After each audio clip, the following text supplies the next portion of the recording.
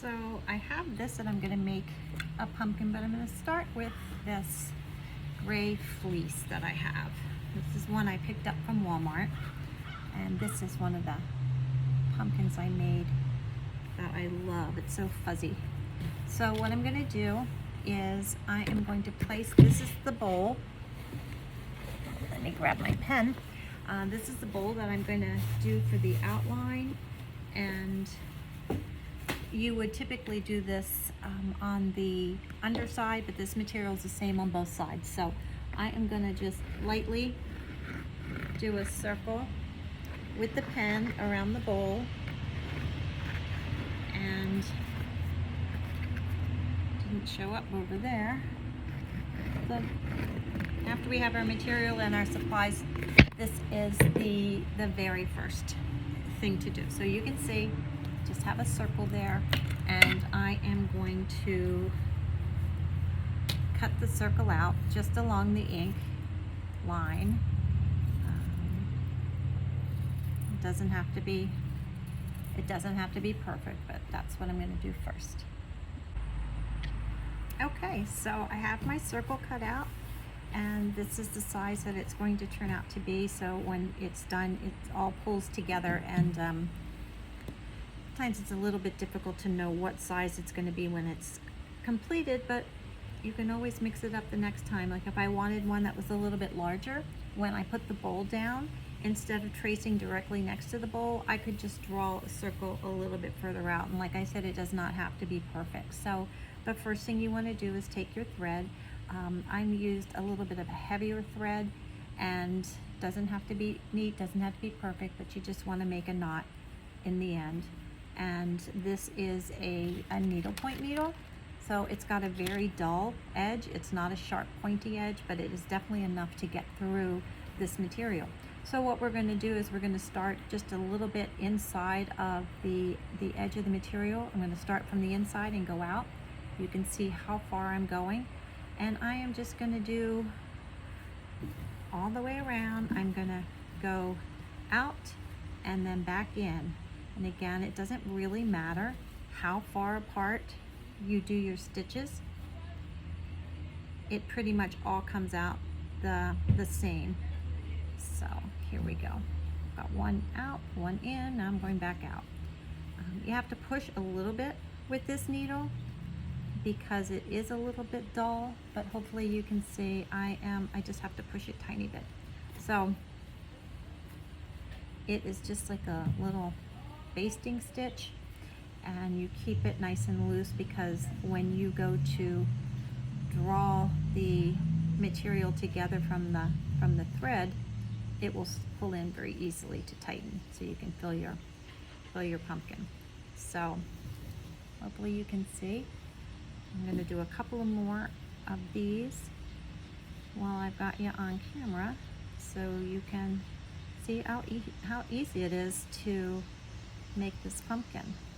So forever I was buying these, and most of them have plastic stems, which I don't love. And this year I decided I'm just going to try and make it, and oh my gosh, I'm addicted.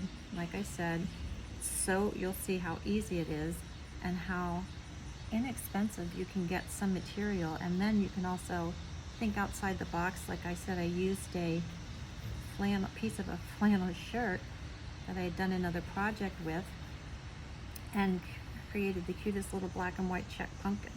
So you can really match any room in your whole house, bathrooms, kitchens, whatever your decor is, with just the tiniest bit of material. So as you can see already, if I pull this, it's starting to very easily draw together.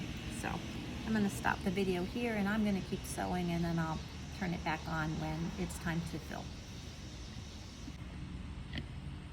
Okay, so I have gone all the way around, hopefully you can see, with my stitching. I went all the way back to where my knot was, and the next thing that I'm going to do is just pull on it a little bit, and you can see how it's going to gather all together. But what I'm going to do before I gather it all together is I'm going to add a little bit of rice to the bottom, because I want it to have a little bit of weight. So this one has some rice, and it just gives it a little bit of substance, so it's not gonna like tip over wherever you have it. Just a word to the wise, if you do use rice, you might wanna be careful where you store it over the winter. Mine will probably have mice in all of them, but anyway, I'm gonna use rice. I've used lentils. You certainly could use sand as well, just anything to give it a little bit of weight at the bottom. There's no rhyme or reason to the amount. I'm just gonna pour some in here. That's kind of a lot, but that's gonna give it a nice weight. And I'll just spread it out a little bit, and then I'll be adding some of this polyfill stuffing, which you can barely see. I'll be getting it out of the bag, and then we will sew it. We'll be sewing it up. Okay, so I've got my rice here, and I have pulled a bunch of this polyfill here that I'm going to tuck in. I'm gonna try to do it evenly around the inside the stitching. And again, no rhyme or reason. It's just as plump as you want your pumpkin to be. I'm gonna smash it all in here. And the next part to me is the only challenging part. Not bad, but just a little bit challenging. So this thread is not gonna break. What you wanna do is pull the thread as you tuck the stuffing in. And once it's in, you'll be able to decorate, you know, like mold your pumpkin a little bit. So what you want to do is you want to hold this taut. You can use one of your Kiki friends here to help you hold it. It's meant to be me? No, you don't have to. Okay. I'm just showing you. So the next thing I'm going to do is I'm holding it tight, and I'm going to put this needle through one end and pull it taut.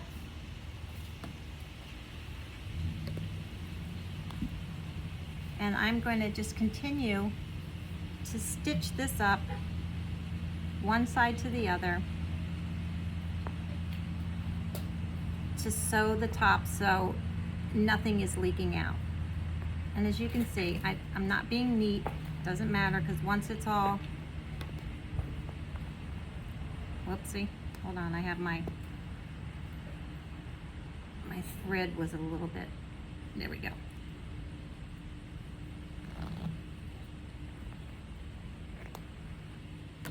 Okay, just going to keep sewing here until there is no visible hole in the middle of the pumpkin, and then we can add on our driftwood as a handle. Okay, now the next step is I just cut the bottom of the driftwood off just to make a flat base, to make it a little bit easier to adhere. So I've got my glue gun, and I am gonna just fill in a big old chunk of glue right there, and I'm gonna push my driftwood, and I'm gonna hold it in place for just a minute or so. And then the next thing I'm gonna do is I'm gonna put the twine around, and there may be enough glue that I can just push the twine down into the rest of the glue, and there we go. Easy peasy lemon squeezy, an adorable little pumpkin.